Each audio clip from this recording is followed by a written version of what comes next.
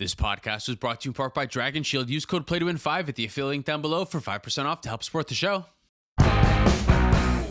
Welcome to the Play to Win podcast, where we talk about winning in cEDH. I'm Cam. I'm Dylan, and this week we're talking about enchantments. That's right, we're talking about the best enchantments in cEDH. For cEDH specifically, we've talked about some other card types before. I think we went over, what did we go over? Creatures? That was our second podcast ever. We went over some other card types. You know the rest of them if you're listening to this like podcast. planeswalkers and lands. Etc., etc. This time we're going over enchantments. We all probably have a pretty good idea of what sits at the tippy top, but we're going to try to narrow down a top 10 roughly as we go here. Exactly. There's 17 cards that we're going to talk about, so there's going to be a bunch of honorable mentions here too. But let's just start right away because we got to get through some of these cards. How are we going, by color or alphabetical? The list is sorted by the order that I thought of them.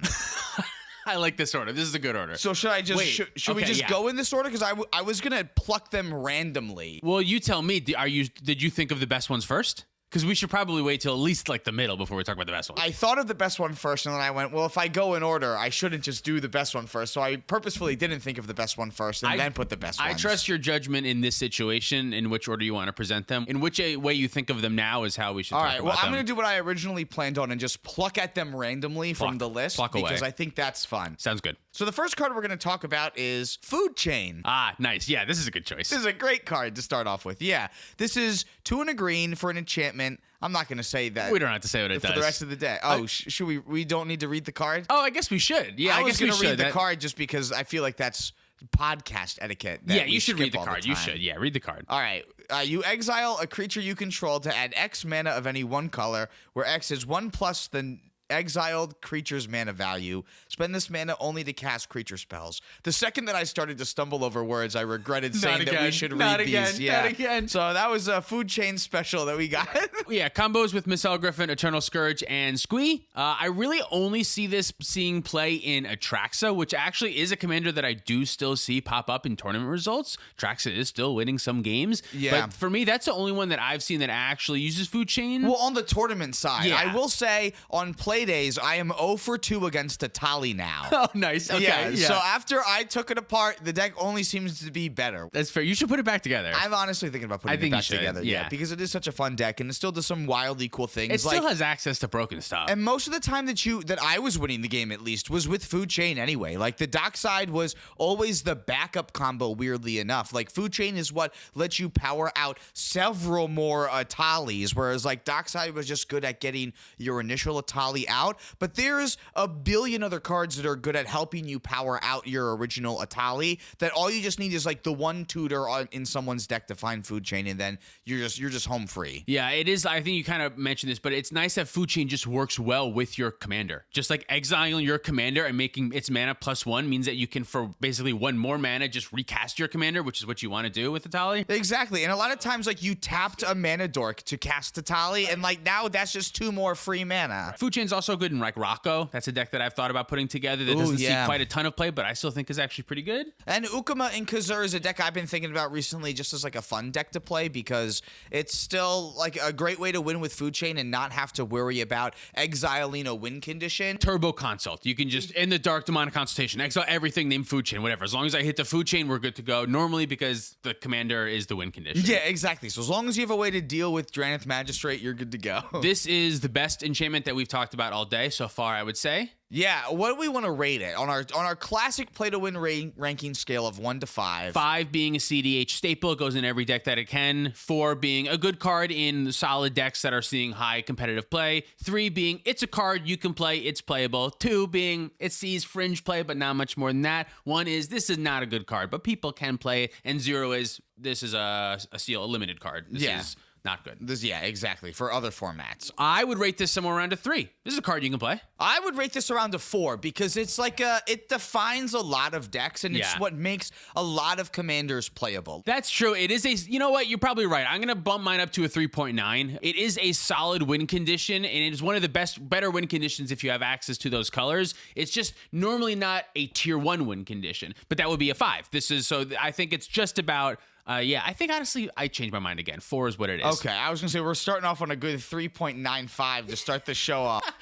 That was more play to win. Keep it that 3.95. Right, it'll be a 3.95. I'm gonna lock in a 3.9. I think that makes sense because I feel like it also ebbs and flows in the meta too. Yeah. There's times where food chain decks are like really on top. Like when Atraxa is one of the best things we can be doing in the format because it's so dirtily and we want to be Displacer Kittening a huge commander with a great ETB ability. Like that's the time that food chain is like on top, and food chain's like a 5 because the tier 1 strategies are playing it and it's doing great. But I feel like that's not always the case. People for a long time in like what 2023, 2022 were saying that it was just a bad thing to do. Like you just shouldn't be there. The biggest issue is just terrible into Rhystic Study. Rhystic Study is like a hard stacks piece for it, and when that's like one of the best cards in the format, spoilers. I feel like that kind of stinks. Yeah. But we are also like biased in that we particularly love food chain because on paper it doesn't seem that good, and then when you play it you go, all this deck does is just win the fucking game. That's all it is, right? Well, that's all we're trying to do is win the game, and I feel like even a 3.95 is a pretty unbiased rating for this card, all things considered, because my bias rating, I was ready to give it a 5 but I didn't. I gave it a 4. And I think it's time to bring up the card that you already spoiled because you spoiled it, so now we gotta talk about it now. Like Candyman and Beetlejuice and who else just appears when you say their name? Something in the mirror. Mother Mary. Mother Mary. That can't be right. Who do you turn off the lights and you say in the mirror when you're in camp? Bloody Mary. Bloody Mary. Bloody Mary. What did I say? That makes way more sense. What did I say? Mother Mary.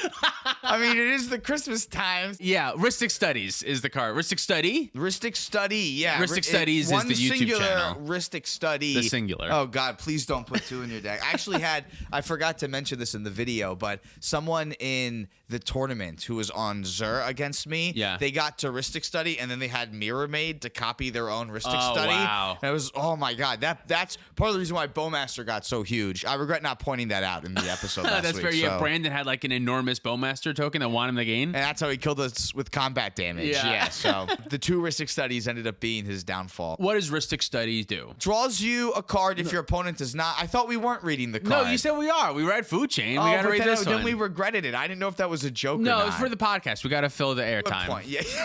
Yeah, you're right. Okay. So this is a 2 and a blue. So that whenever an opponent casts a spell, reading it? You're summarizing it. You may draw a card unless that player pays 1. I'm trying to skip over the word enchantment. Oh, okay. But I read what it does. Whenever an opponent casts a spell, you may draw a card unless that player pays 1. Innocuous. What this card should say is all spells cost 1 more to cast. That's what it should say. But it doesn't. That's how everyone should read it. But the fact that one person gets the option to not read it like that, well, then I'm not going to read it like that because then you've gotten ahead and now I'm behind if I don't do something. It starts to snowball then. Yeah, and then at a certain point when one other player has missed their 3rd land drop for 7 turns in a row and they finally draw Chromox and they're going to play it, you know what I mean? Like, and then it just snowballs very quickly. So it's kind of strange. Like, this card should not be very good, but it's arguably the best card in the format. Well, it was made at a time when no one thought that you were going to be playing a 4-player game of Magic. Yes, so which makes it much different. 4-player makes this card completely different. Yeah, this was a trashy common way back in the day, but now this is something that, you know, has been a casual all-star for years and really a cEDH all-star for the entirety of the format. It's like a cycle like of other cards that do the same thing, Rhystic, other stuff, and it's kind of a bummer. All the other ones are so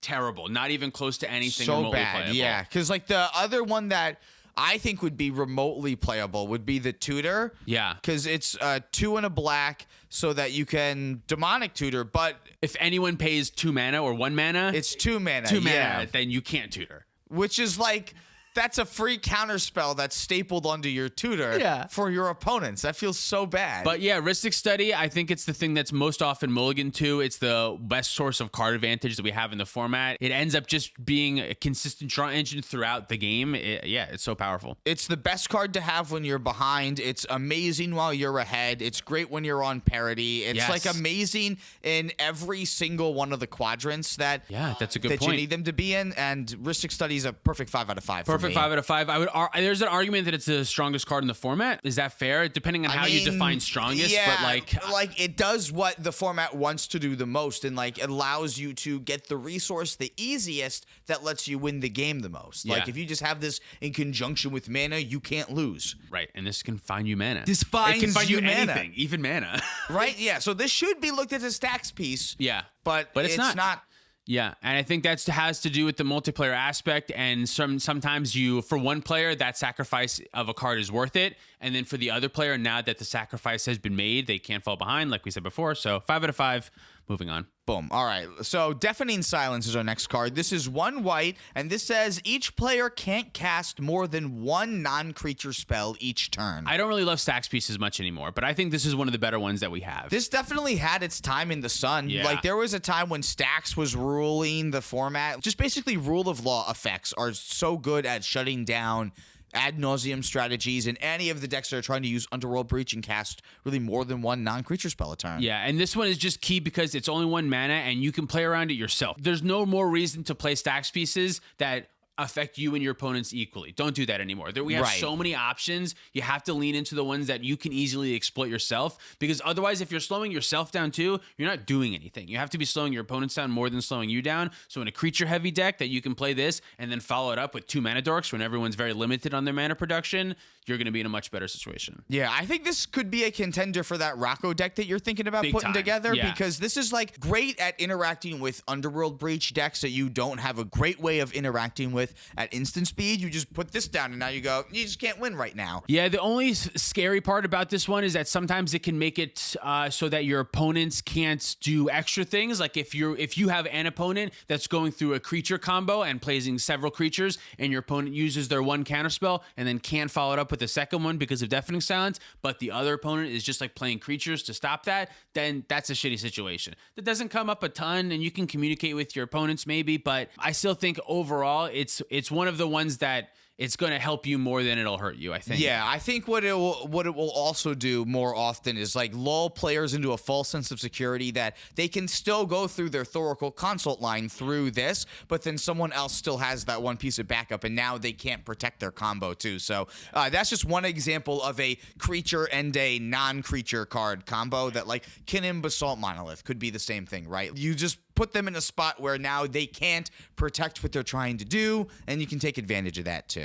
That being said, this isn't like you can just toss this into your deck and like make it good. I don't think it's that powerful. I don't even know that it's like a 3, but in like if you're going to play this stacking strategy, I think this is one of your first options. I think so too, because it is one of the best effects that you could have. Yeah. Honestly, I do think it's at least a 3, I would say. 3. Because there's multiple decks that would want this. This does 3 see is play you in can more play than one it. deck. Yeah, 3 is you could play it. It's not fringe playable, that's for Yeah. certain. Yeah, and there's, again, times in the meta where this is one of the strongest things that are in play. Like, how many times have you told me recently at locals that, like, you lost because of Deafening Silence? Because when I'm playing Rogside, it's like, it's the worst thing ever against Rog Silas Friend, because number one, it's an enchantment, which is already kind of hard. I have to find like a permanent bounce spell. And number 2, like it affects the whole strategy. It's the whole thing I'm trying to do. But I still don't know that it's as good as Food Chain Heuristic Study. So I don't think it is. No. Solid 3 I can agree with, though. It's a 3. I'm down with putting it at a 3 for sure. So let's put it there. Cool. All right, let's talk about a black enchantment because we haven't done that yet. Okay. But it's not the one you're thinking about. It's Animate Dead. No. Oh, yeah. It's not the one I was thinking about. Yeah, so this is actually the only reanimator that I put on here because it's definitely better than Dance of the Dead, and that one's not going to be in the top 10. Right. And then it's also better than Necromancy. Although and it's close. That flash is good. the Flash is good. Being able to snipe something that someone else is trying to get. Getting a Protean Hulk so that it sacrifices at the year end step. Sometimes people put weird things in their graveyard with the intention of reanimating them, like Atalis and Hoarding Broodlords. Yeah. So there's definitely things you can snipe with that instant speed. But Animate Dead, the better one. I think it's the better one here. First thing that I think of, it loops with World Gorger Dragon and that other white creature. Oh, can I read this one? Yeah, please do. I'm going to read the Oracle text that says good that call. it's a 1 and a black that says enchant creature card in a graveyard, and when Animate Dead enters, if it's on the battlefield, it loses enchant creature in a graveyard and gains enchant creature put onto the battlefield with Animate Dead. Return enchanted creature card to the battlefield under your control and attach Animate Dead to it. When Animate Dead leaves the battlefield, that creature's controller sacrifices it. That sounds right. That does sound right, but I'm not remembering when you can interact with Animate Dead now. Because this is all one ability that it has. You can, there is a moment when it's on the field and the creature that you're reanimating is still in the graveyard, and you can destroy Animate Dead then, and it will never reanimate the thing. Because is that a trigger that it puts on the stack? Return enchanted creature card to the battlefield and your control attached to it. And then because the first part of it... The return, that's that... Read it. Can you read it again? Oh, it is. Yeah. Because it's a when ability. Yeah. It says the when at when's the way up above, way up at the top, and because it's all one big fucking paragraph, it's all part of the one trigger. Yeah, so this is all one trigger that's going on the stack that's allowing it to have this ability. After the Animate Dead resolves, once it's in play, there is another trigger that you as an opponent can respond to, removing the Animate Dead, and then the target for the Animate Dead, which is already announced by now, will not happen. It won't even enter. It'll stay in the graveyard. It won't come back at all. Okay, yeah, that makes sense. So you were talking about World Gorger Dragon Combos originally. with World Gorger, which is not really a... Don't do it. Don't do that. Why did you bring it up? You just put that idea in someone's head. You could do it. Once upon a time, it was much closer to playable in cEDH. Nowadays, I think it's kind of tough to play that one. I think there's so many better ways to win the game in like red-black specifically that you don't need to go through that. What's the choose a background white creature that does it? Abdel Adrian. Abdel Adrian also, except you need mana rocks, not just lands. You specifically need something else to flicker with it. Yeah, it's like you kind of merge the World Gorger Dragon combo with the Isochron Scepter combo with dramatic reversal, right? Where you need like a Grim Monolith or an Arcane Signet so you can do shit. Realistically, I think the best thing that Animate did is actually just reanimate a Hoarding Broodlord. I think that's really just the best thing for it. The only thing that I really don't like about Reanimator in cEDH, which is a bummer because Reanimator and Graveyard strategies are like my favorite strategies in other formats, but in cEDH we only have one Entomb. We have other things that look like Entomb, but they're 2 and 3 mana, and that's so much different than 1 mana because you need to be able to Entomb early. It's okay that your reanimation spell costs 2 because you do that on turn 2,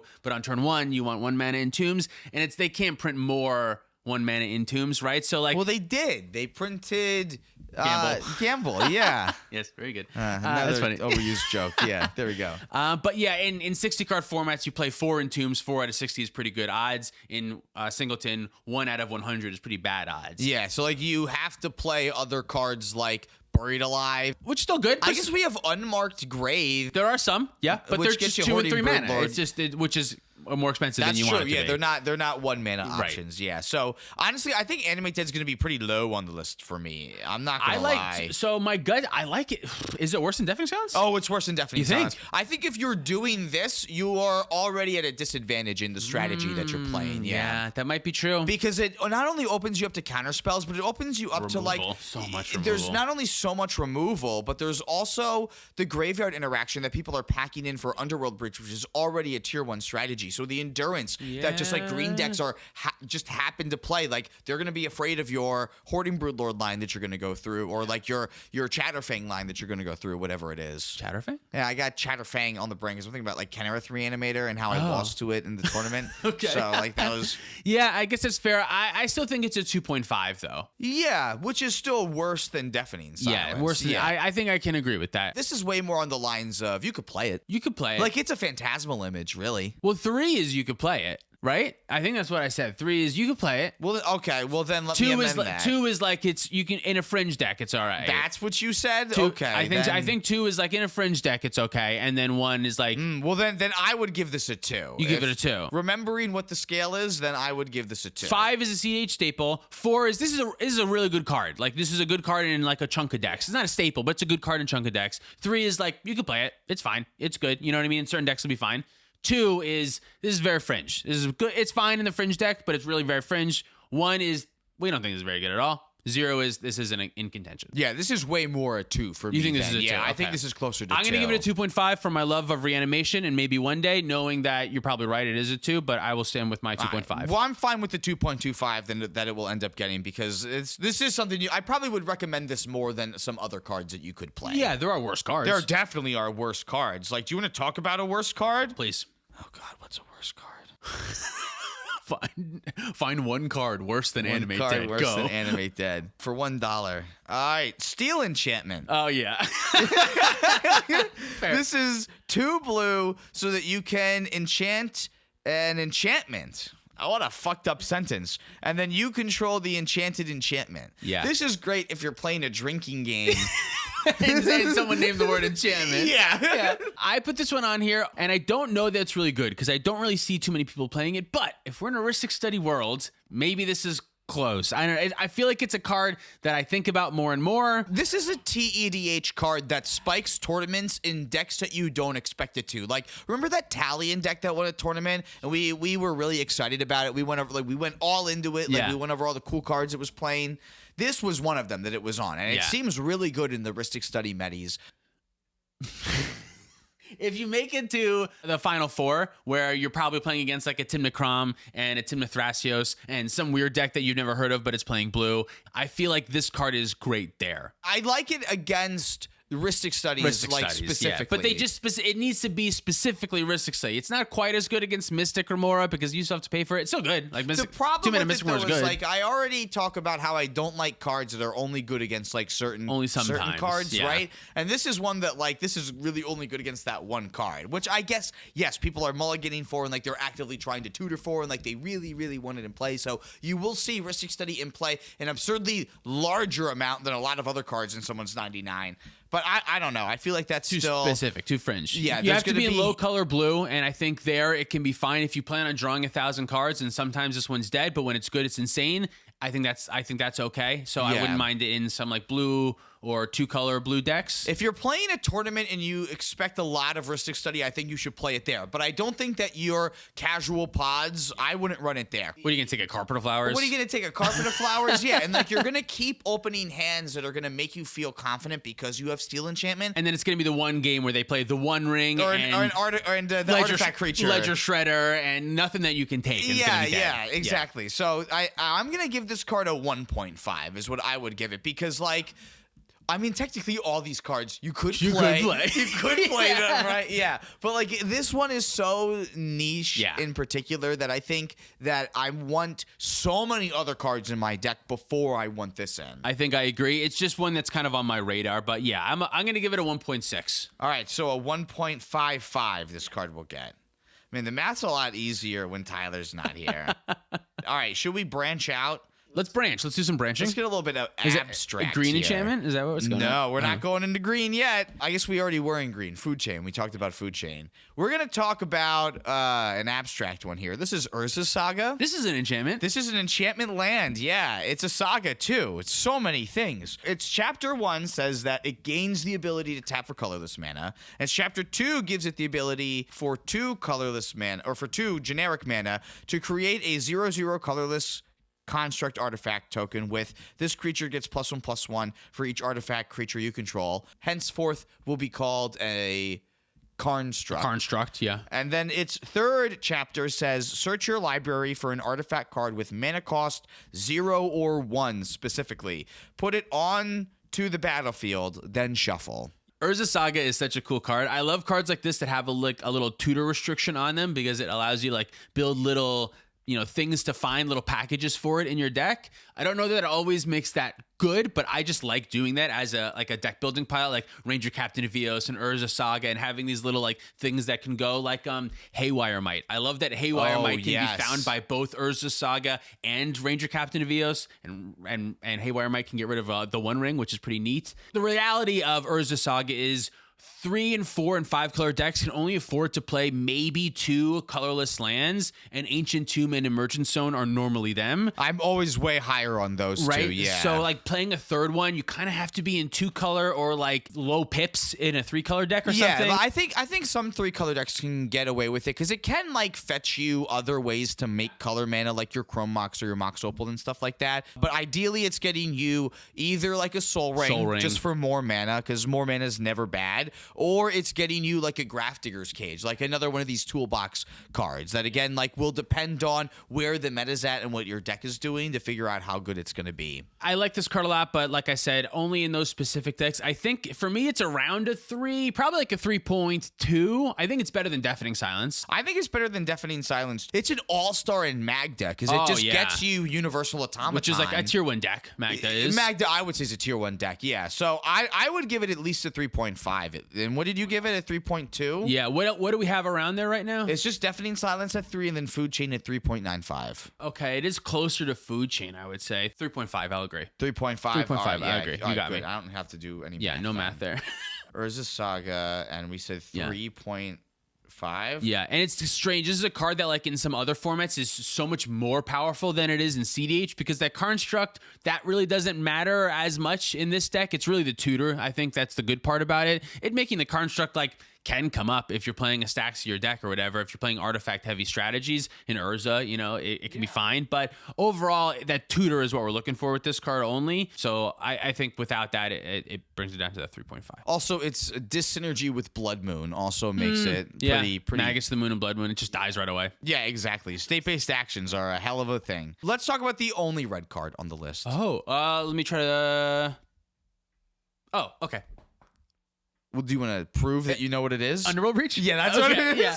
All right, so this is one in a red, then it says each non-land card in your graveyard has escape.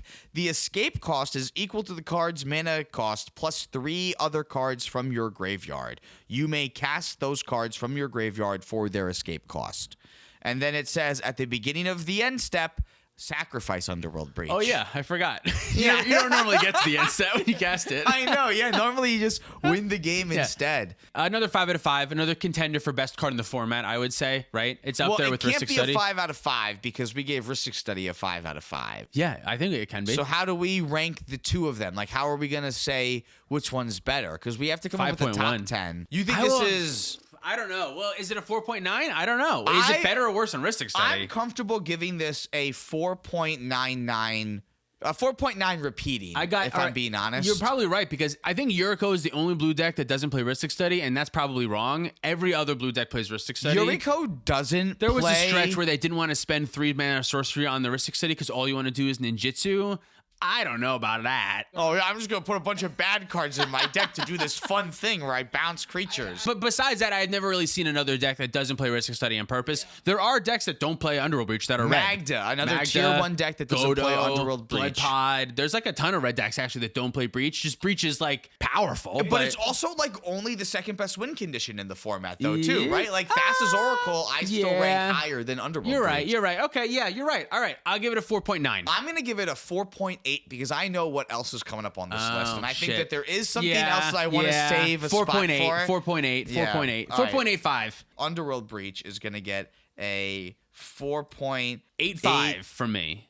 2.5 then. And then, yeah, I think so. All together, yeah. We're figuring it out, everybody. We're doing this. We're doing it. Pick a color. Any color, except red. You can't pick red anymore. Red. Shit. Green. Green. Okay, yeah. Let's talk. Man, you are hung up on these green enchantments. You really want to talk about a green enchantment? Well, if you don't want to talk about power balance, what else are we going to talk about? I guess that's true. Yeah. All right.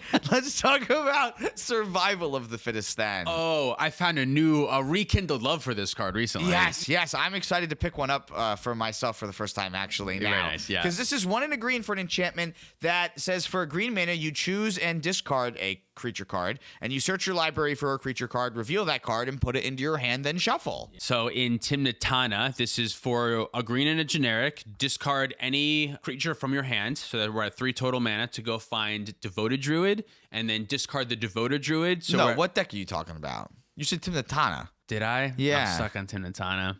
Timnathrasios. Timnathrasios. Yeah, I was like, oh, I mean, this does do this in Timnatana. Sorry. In Timnathrasios, when looking for infinite mana, 2 mana for the survival of the fittest, 1 green to discard a creature, find Devoted Druid. Discard the Devoted Druid to find Hazel's Brewmaster, another 4 mana to cast the Hazel's Brewmaster, and exile the Devoted Druid from your graveyard. 8 mana plus with a creature in your hand, and you can make infinite green mana. It's crusty how cool and good that line is. Yeah, it's pretty good, pretty easy to set up. I think that has driven the power of the card quite up recently. Before, the only 1 card combo that I was aware of was like a Kiki Jiki line, which is fine and good, and I love that line, which is probably why I said Timnatana earlier, because because I'm used to winning with that's what Survival you're the Fittest thinking and about. Zatanna. Yeah, discarding your Kiki. No, what did you do for that? You discard a creature to go find Karmic Guide.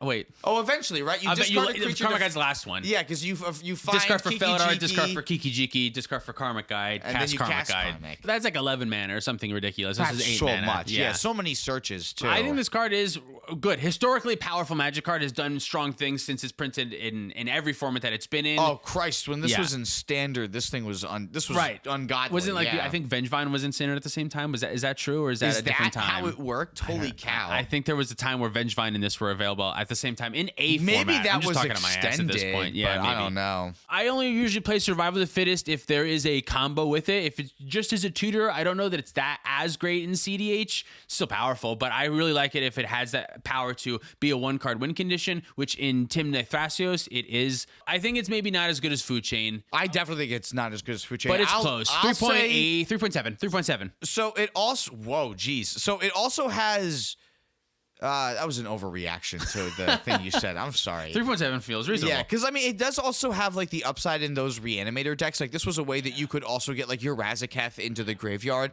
I'm not seeing that so much with Hoarding Broodlord, but this is definitely like something that you can use to help set up line. The reason that it doesn't see as much play is because you would go find Loyal Retainers, which allows you to return a legendary. It's a creature that you can sacrifice to return a legendary creature from your graveyard. Hoarding Broodlord is a non-legendary, so there's no creature that you can find that reanimates a non-legendary creature for that cheap. At least, there's too. like you could get a Karmic Guide. Phyrexian Delver, like that thing's 5 mana too. Yeah, but this one is 3 mana, so it's a little bit more feasible. Yeah, so I that think makes that's a lot why. of sense. Okay, I think 3.7 is a little bit high because I think Urza Saga is better than this card. Like this does allow for setups, but it sees play in a lot less decks that are using it as a setup. I guess right now the best deck in the format I think is Timnith Thrasios, and it's seen play in the best deck in the format. Right. So I can understand that. Man, maybe I do undervalue the card. I think it's better than Deafening Silence. I'm going to give it a 3.2. 3.2 plus 3.7 equals divided by 2. Comes out to a 3.45. Yeah, that's what I got to. That was great. Oh, man, I had so much fun talking about that one. Why don't we talk about the next card then? You got it. Let's see if this one keeps up to the hype.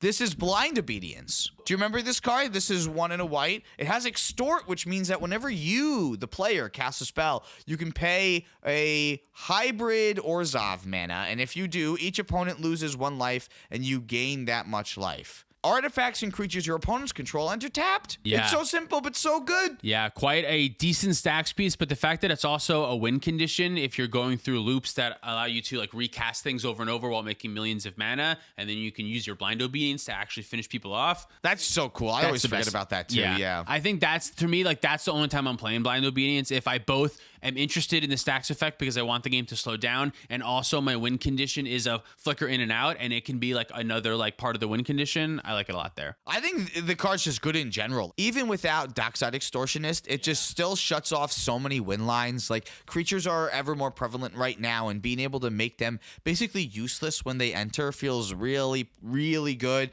Really good against the One Ring and helping to slow that down. It's just like having another Manglehorn. I feel like if you're interested in Manglehorn too, I feel like this is something else that I think you're interested in as well. My opinions on this one is like, I just don't want to be doing this in cEDH right now. I don't want to be like slowing my opponents down. It's just not an effect I'm after. So for that reason, I'll give it like a 2.8 because I still think it's worse than Deafening Silence. Right now, I guess I think in general it always is worse than Deafening Silence, but I do think that I agree. Right now, it's not good. There's times it will be better in the meta than it is right now, but we're just not at one of those times. 2.8, I think, sounds good. 2.8 it is. All right, shall we talk about the next card? Yes. It is a Smothering Tithe. This card is 3 and a white, and it says whenever an opponent draws a card, that player may pay 2. If that player doesn't, you create a treasure token. This is the real way to answer Rhystic Study, not Steel Enchantment. If I'm being honest. Yeah. I feel like this is like, because this just hits so many more other things. This just like players' draws. Drawing a card. That's what Rhystic Study does, and also what everything else does. Exactly, yeah. At a certain point, it becomes really difficult for your opponents to pay that 2 mana 2 mana is so much, especially in the early game. Once they've started to pay, they're just going to keep on paying. In a lot of ways, I heard someone say that Smothering Tithe is omniscience in cEDH. It's just your stuff is free. Everything, you can infinite mana, basically. Yeah, exactly. If it sticks around enough. Yeah, and especially like after a wheel, like it's a win condition with a wheel. Yeah, basically, yeah. It's better than Food Chain. It's better than Food Chain, but I don't know that it sees play in like all decks that have access to it. I've been loving it in Thrasios Tymna. Well, because our commander has a mana sink in the command zone. That's like so much more helpful too. Yeah, but Crom Tymna, I don't know that they always play Smothering Tithe. No, I don't like it in those decks. Yeah, so I still think it's a 4 though, because it's a good card that you're going to see play in a lot of high tier decks. So I think it's a solid 4. Yeah, I agree, because that puts it better than Food Chain, slightly better than Food Chain. Yeah. And it is. Yeah, I agree. I agree with that. There's nothing that anyone can say or take that away from us. Necrodominance is our next card. Necrodominance. Oh, why is this one next? We should have done the other one first. This is 3 black, and it's a legendary enchantment. It says skip your draw step. And I don't know that I knew that it was a legendary enchantment. Can have 2 out. Huh. I don't know. Yes, it would do nothing even if you did have 2 out. So this says skip your draw step. This is all downside so far. At the beginning of your end step, you may pay any amount of life. Just pick a number. If you do draw that many cards, your max hand size is 5. And if a card or token would be put into your graveyard from anywhere, exile it instead. This one is in my opinion, strictly worse necropotence. We don't know what that card does yet because we haven't talked about it yet. So that makes it difficult to talk about this one now. So you're right. This card seems great. We can draw so many cards. Oh my god. Big issues that I don't like about this one is it says draw any amount of cards, which for Orcish Bowmaster and Shieldred, that sucks. It doesn't care about Obnixilis though, which is nice because it's not instances of 1, whereas Necrodominance is you're activating it for 1. Necropotence is an activation for 1. Necropotence is an activation for 1, so that triggers Obnixilis, but I'd rather trigger Obnixilis than Orcish Bowmaster, if that makes sense. Right? I would also rather trigger Obnixilis and Orcish Bowmaster. Well, because you are using your more life Bowmasters. Yeah, exactly. Like Bowmaster would cut your life total in half with Necropotence. Basically, it cuts. Yeah. Or I should say, it cuts the amount of cards you can draw in half. Yeah. With Necrodominance, you can keep 7, which I find a lot of times with Necropotence. Why do I keep doing this? Oh my god. With Necropotence, you can keep 7, which I find a lot of times just like refilling up to 7 can be fine. You don't have to go for 20 each time. Necrodominance, that is much more difficult. Necrodominance, anytime anything goes to the graveyard for any reason, it is exiled. Yeah, you can't really play it with like Underworld Breach. Whereas at least with Necropotence, you can still brain freeze yourself. Even though Lion's Eye Diamond is not so great, you can still brain freeze yourself, so it can still be good. We're talking about Necropotence a lot. I should read this one too. Yeah, talk about Necropotence. Yeah, I guess, this is also 3 black that says skip your draw step. And it says whenever you discard a card, exile that card from your graveyard, and you can pay 1 life to exile the top card of your library face down and put that card into your hand at the beginning of your next end step. Yeah, so the cards are very similar, but Necropotence is just still miles better. Is it better than Underworld Breach? Because like it's gotten a resurgence now that Valley Floodcaller and Born Upon the Wind were printed in the past year and year and a half. There's a moment with both of these cards that in your end step you get to see all of them, and still in your end step before you go to discard you can do stuff. So you can Final Fortune, you can Born Upon the Wind, you can try to win the game right there in the end step before you have to discard. Necrodominance, you have to get rid of it if you go through the breach lines, which we've already kind of talked about a little bit, which is just like an extra step. I don't think Necrodominance is even a 4, to be honest with you. I think it only sees play, in my opinion, in like Rograk Silas. Honestly, yeah. So I think it's going kind of like way down for me. I think it's like it's going below blind obedience, I think. Not for me, it's not. Necrodominance is like a 2.9. Oh, I was going to say a 2.5. 2.9 for me because it's almost you could play it. I don't think you could play it. If you're going as fast as possible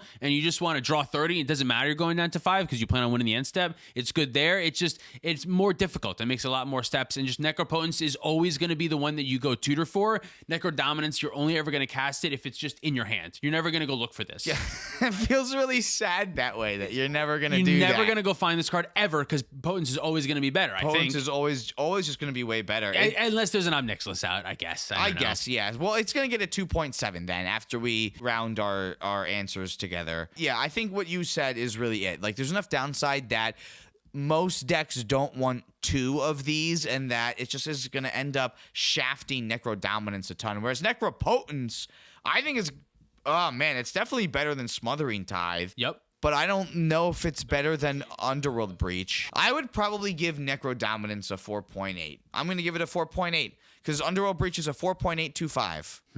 4.8. Yeah, that sounds about right. I will give it also a 4.8. Underworld Breach, you don't really have to work around as much. Necropotence, you still do have to do some working arounds to win the game. Breach is just a little bit easier to form into a win, although Necrodominance can just be a Rhystic study. It can just draw you 7 cards every turn, which Underworld Breach can't. They're very, very close. And personally, I like Necropotence as a card better than Underworld Breach. I just like the card more. Yeah. But power level wise, I kind of think Underworld Breach is more powerful. It turns you into the arch enemy if you're using it as a Rhystic study. Like everything starts to come at you. So it is like a Rhystic study, but like with a downside. With a time doomsday clock on it. Yeah, everyone's attacking you now. Although we did see Jacob from Fiendish Duo on our channel recently use it as a Rhystic study and just like so good. Unstoppable if you're playing so much advantage and so much interaction in your deck like that. Tons of ways to block with the ninjas and stuff too. Yeah, and everything in Yuriko's free all the time too. Yes. So it doesn't even, you can tap out doesn't and matter. still have yeah. Oh, that's good. All right, yeah. So let's give Necropotence a 4.8. That sounds really good. Now let's talk about another white card that also bends the rule a little bit. This is Eidolon of Rhetoric. Ooh. Because it's also a creature, but you can still Besaju it, and that's the rule of the day. So this is 2 and a white for a creature spirit. It says each player can't cast more than 1 spell each turn, and it's a 1/4. I think this is the 3rd best rule of law. I think you want Archon of Emeria before this and Deafening Silence before this. And it's better than a rule of law because it's a creature. So like you can't counter it with Fierce Negation. That's not a card. Force of Negation. Force of Negation or Fierce Guardianship. Yeah. Either one. I don't love Eidolon right now. I don't love it either. I think is it better than Steel Enchantment? Probably, but just barely. What do we give Steel Enchantment? A 1.55 is what it had. 1.6 for this for me. All right, yeah, it sounds good. All right, yeah. Eidolon of Rhetoric gets a 1.6. I don't want to play this card in any deck right now. Even the Staxy decks, I don't want to play this card right now. If I'm playing a Stax deck, I want Deafening Silence, I want Archon of Emeria, and then that's it. I'm going to cap off at that. Yep. Cool. Okay. Well, then let's get this last little cat out of the bag here, or this elephant in the room, whatever you want to call it.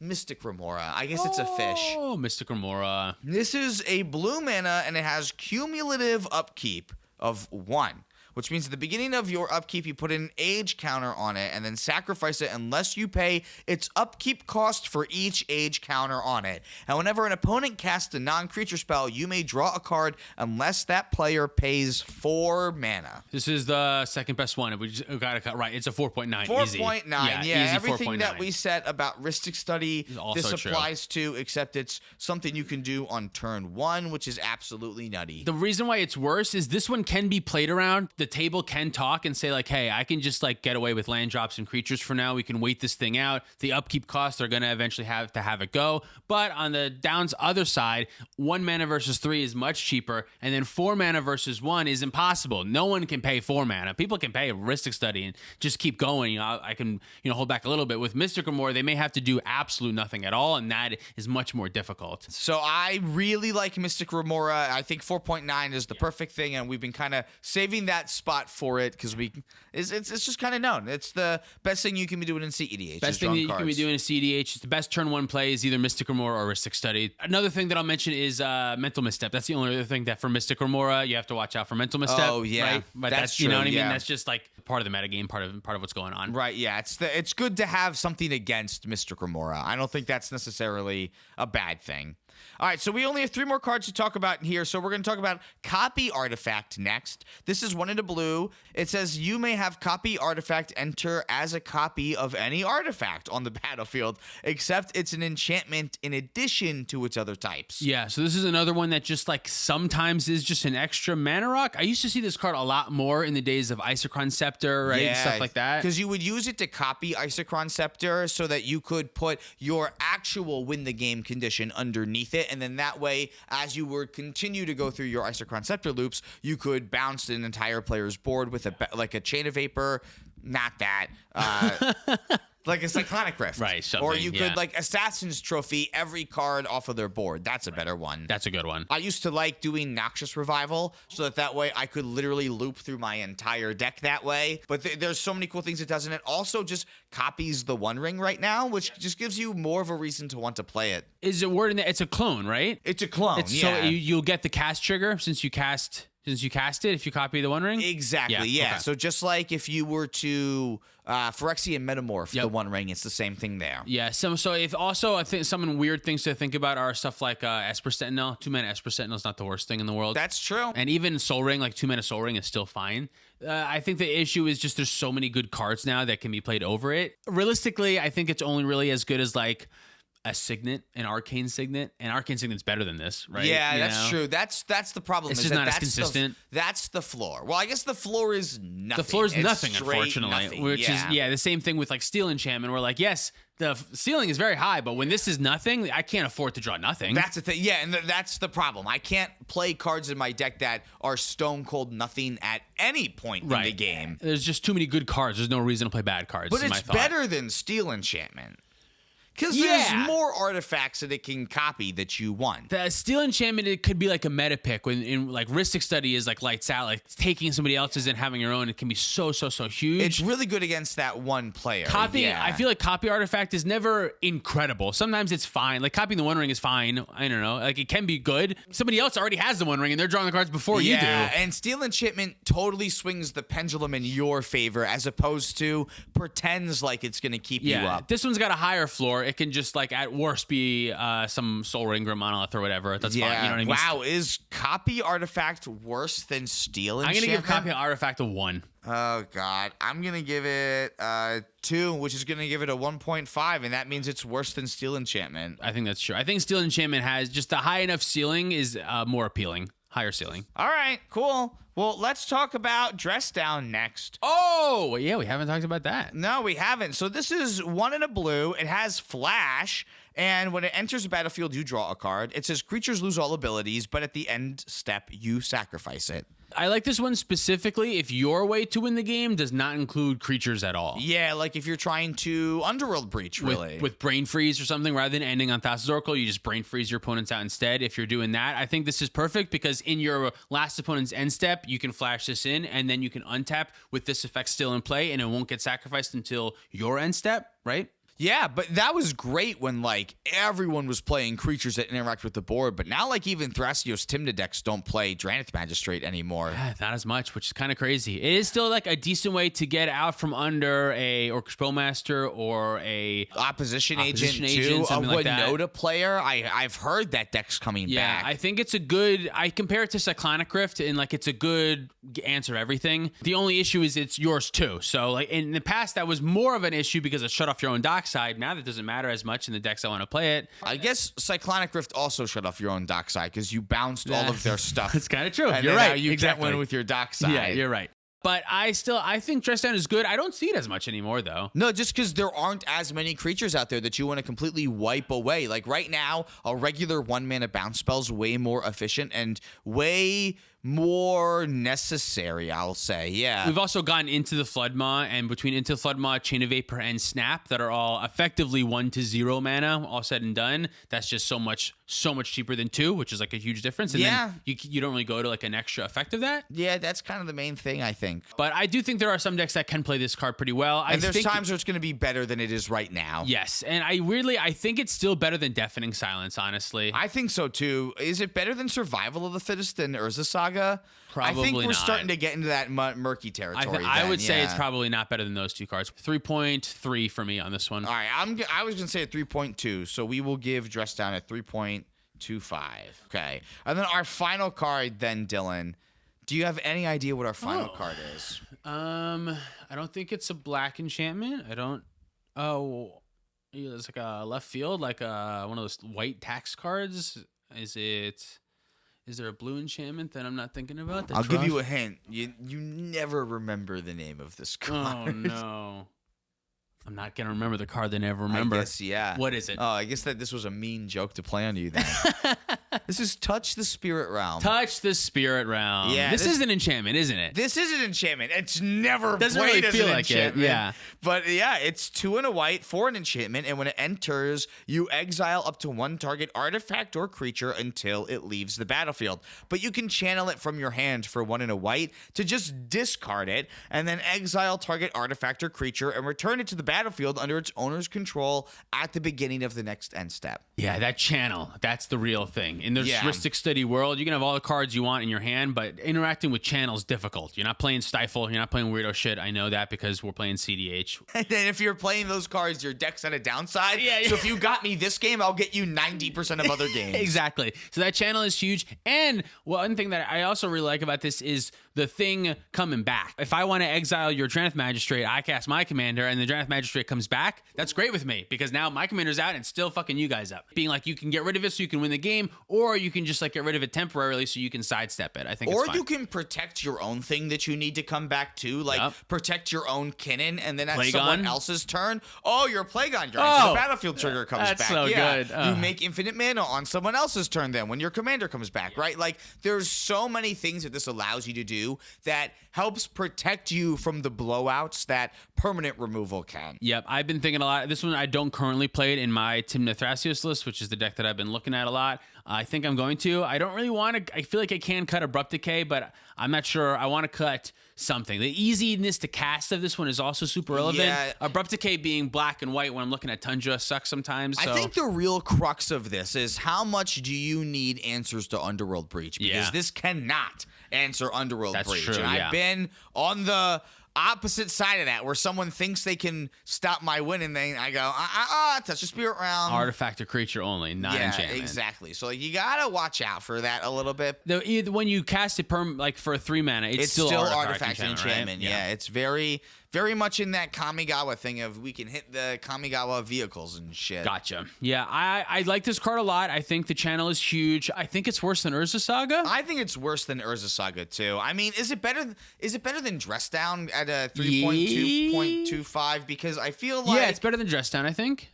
uncounterable and does something very similar. Dress Down gets rid of all the creatures temporarily. Yeah, I think Dress Down's upside, its ceiling is higher. Yeah, but I do think that there's more uses for Touch the Spirit Realm.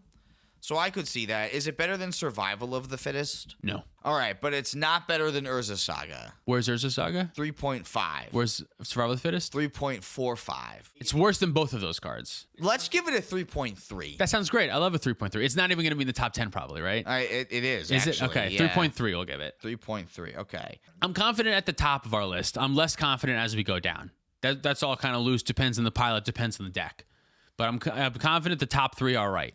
Me too. Yeah, that was easy. Okay. So our top 10. Our number 10 is Dress Down. Oh, okay. Yeah. And yeah, that sounds right. Yeah, there's not a lot of enchantments, so most of them had a pretty easy time hitting the top 10. Yeah. Number 9 is Touch the Spirit Realm. Okay. Our number 8 card then is Survival of the Fittest. Our number 7 is Urza Saga, and then Food Chain came in at number 6. Urza Saga is better than Survival of the Fittest? Yeah, we decided that already, yeah. Did you decide that? I helped decide that, yes. I don't know that I agree that's with where that we one. came in with, yeah. Okay, Survival of the Fittest came in at 3.45. Okay. You gave it a 3.7. Yeah, that's why I feel it's I off. rated it lower than Touch the Spirit Realm, actually. Oh, wow, okay. Yeah. Urza Saga is a 3.5. Food Chain was a 3.39. That's our number 6. 3.93. 3.95.